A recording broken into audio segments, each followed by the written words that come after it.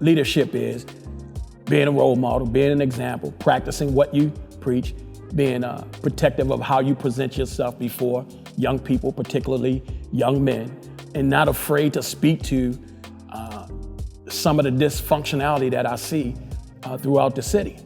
Growing up, the people who probably had the biggest impact on my life outside of my parents are probably my sports coaches. They were so dedicated to us. Like, we were little snotty-nosed kids, didn't have anything, but they were picking us up, taking us to basketball practice, to tournaments, feeding us, really just creating that bonding time for us. I had a coach by the name of Devin Red, who he was tough on me. Like, I wasn't as mature as I am now. And he just held me to a standard that was way above my reality at the time. I feel like a great leader needs to have moments where he or she is able to be vulnerable. My leadership style is knowing when it is my turn to take the lead and when it's my turn to sit back and listen. No one is going to have all of the answers, so you need to be able to be open for growth.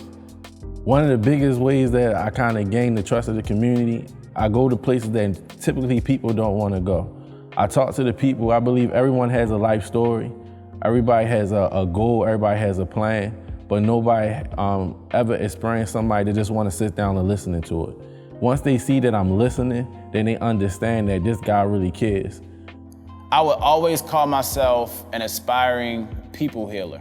What that looks like for me is to change the landscape of chronic disease in a way that impacts my community. I really just want to see my communities thrive. The same community that they talk bad about, the same communities that they see no hope for, the same communities that they want to knock down and rebuild while displacing us, are the same communities that I fight for, that I see so much potential for. That's what I work to do every day. I am a role model, and I take that seriously, and I want to help change lives. I'm very authentic with what I say. I'm going to give it to you raw. I'm going to share my personal experiences.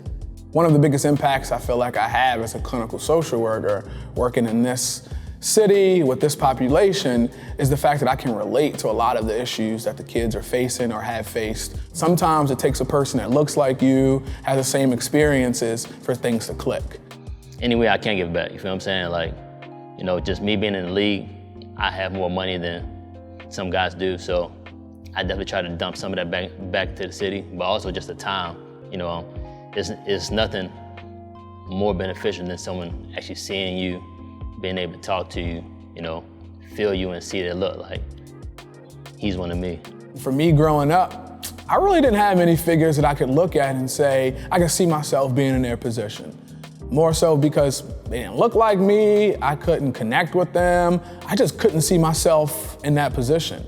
Focusing on like that one-on-one, that relationship, that small change that inevitably is going to end up hopefully changing the whole climate of our city. For the most part, you don't know that you can be a change agent until someone speaks that life into you. When I think about when I was 13, 14, listen, making a difference was the last thing I was thinking about. But I had coaches along the way, I had teachers along the way that was, planting stuff in me. This is what you can do, this is what you can become.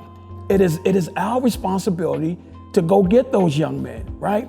Speak life into them. Make them a part of what it is that we're trying to do. We have to encourage young people to be great. We don't do it enough, right? Us old cats that sometimes got to learn how to sit down and let these young cats step up.